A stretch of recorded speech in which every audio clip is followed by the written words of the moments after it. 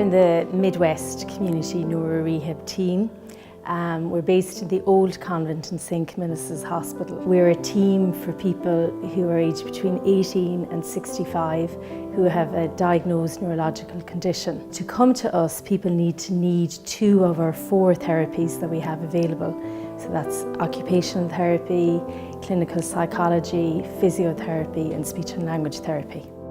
I was in a car crash in October 2008. It wasn't even a bad crash, just obviously got bring the wrong part of my head. I was in a wheelchair for a good while, but I'm using a walking frame now. My speech thing was brutal. I loved the sound of my own voice. It was always okay, but it probably wasn't great. And that was actually something I learned here. Really learned here. But the team were lovely, so they're really nice, all of them. How we work as a team is, one of the most important things is to meet with that person at the very start, get a sense of where they're at, what's happened, but I suppose most importantly, what's most important to them. My husband had a stroke in November 2016. We were told it was a mild stroke. We were waiting for him to get better. January passed, February passed, and things were disimproving more than anything else. So he was back then for his 3-month checkup. So I asked in the regional if there was some assistance out there. I got a letter from them to say we'd been referred here. We arrived in and met with the team. They told us what they do over a 12-week programme. It was amazing to know that there was people that were there that understood, that were going to be there consistently with us to help. I was absolutely, I have to say, amazed and excited and delighted that there was somebody there that understood. They were going to be of some assistance to us, to Kieran, but to us as a family as well. And we were here every Tuesday, every Thursday. All a beautiful bunch of people who work amazingly together now, I have to say. A feeling of home from home. Coming in, you're dealing with 4 or 5 different professions, very well educated, and obviously been working in their field a long time. I would say he's backed himself 85–90%. You know, I mean, he's back at work full time. It's the best spent public money I've ever seen, and I work in the public service. It can range from somebody with an acquired neurological difficulty who might have had a stroke, somebody with a traumatic brain injury as the result of a fall or a road traffic accident, or people who've been diagnosed with a progressive neurological difficulty such as Parkinson's or multiple sclerosis. I'm here thankfully because I was diagnosed with Parkinson's 4 years ago. Catherine here rang me and she said, would you like to come down to the neuro rehab team? I said, my own mind, you must be joking me. Don't need them at all. So she said, think about it. And she rang me back and I said, I don't know, Catherine. I said, I don't know really. She said, look, I'll ring you again. She did, good on her, and I'm here. I suppose why I say it took me 4 years to come down here or to be here or to accept that I had Parkinson's was my attitude to life is fight. But I was throwing in the towel until I came down here. And my attitude now is that I know they're there. I won't pester them, but I know they're there, that I can pick up the phone and I can ask for their support and it is there. And that makes an awful difference. I mean, I had no problem. I think I was nearly 16 weeks down here with the happening and trotting. But the weather didn't matter to me. I got up in the morning at 7 o'clock and I went up and I parked the car in the churchyard and I got on my bus and I came down because I could feel me was coming back again and I want me to stay here.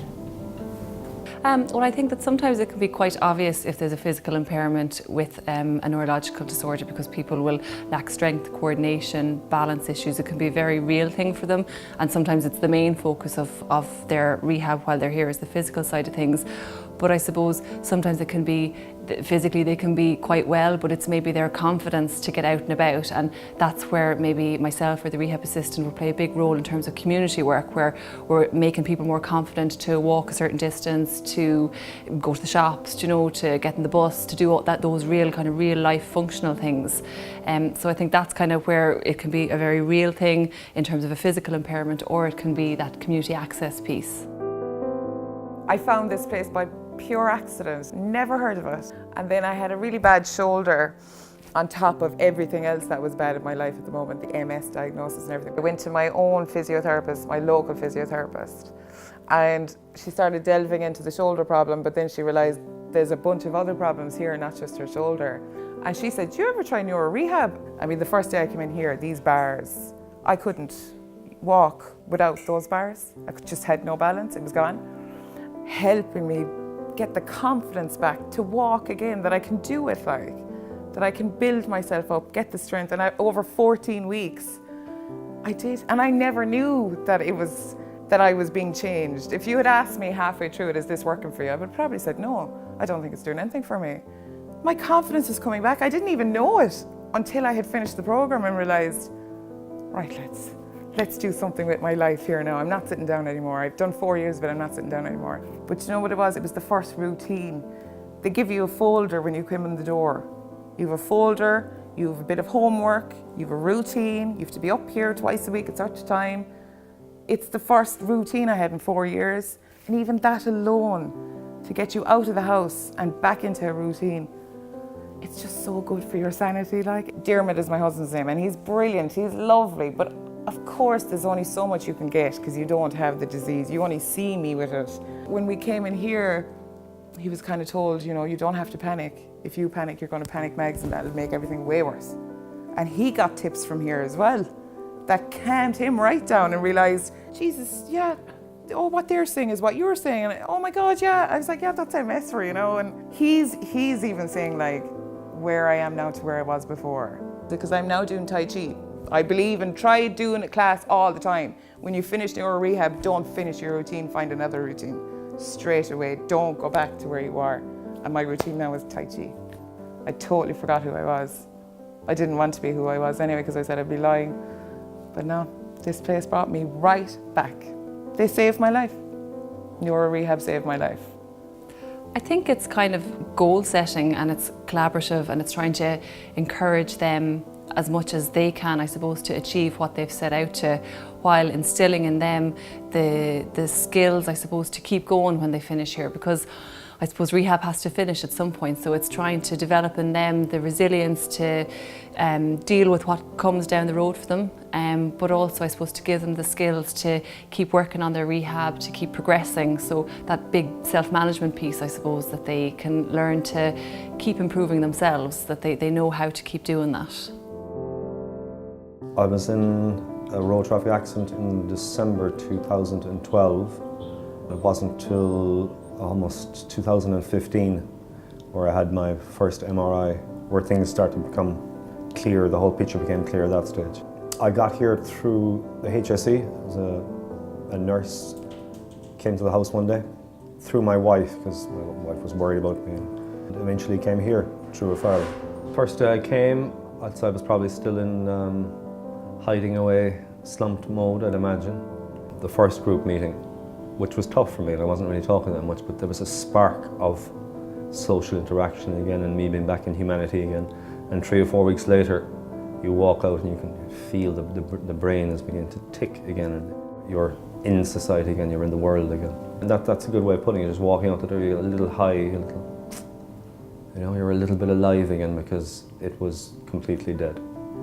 But in 12 weeks, I would say, my wife would say the same, my colleagues would say the same. A huge transformation. Well, personally, it dragged me out of a very black, deep hole, the blackest. You know, as in, as I say, you're a recluse, you're incommunicado. It re-sparked my life, because I was, at the time, you could say that was no life. Of course, it's no life, and set me on a path. If you do what you're told, if you follow the regs and the procedures and the protocols that are laid out, there's no question you've been set on the right path. I have no doubt. Even now today, looking back at it, transformation. So I suppose 10 years of work in this area has taught us it's so important to meet somebody where they're at and to understand what this disruption in their lives has actually meant for them, and to understand that, then to set goals around what's most important to them to work towards. It's really important that somebody feels they're listened to, that they're understood, but also that the goals that are established are what they want to be working on, they're meaningful, and that in itself is motivating for somebody. Something one man said to me always sticks in my mind: small keys open big doors. And a lot of people will say to me, I know this is a really small thing, but actually in reality it's a huge thing. You know, to feel confident to sit down with your child, to do their homework with them, or just to feel confident to actually not feel like you have to hide away, you know, to be confident to get out and about and meet people. That's really what it's all about. Well, it couldn't be better. Well, it could, but I'm happy.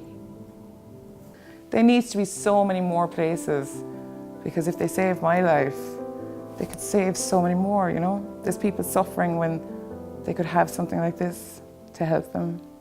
I would say life-saving, I suppose. Just a transformation. You've gone from being, as you said, an utter recluse to being back in society. It certainly got brought back my life. It was the best decision I ever made, because from the minute I came in here, there's this air of tranquility around the place. There is this feeling that you're understood without speaking.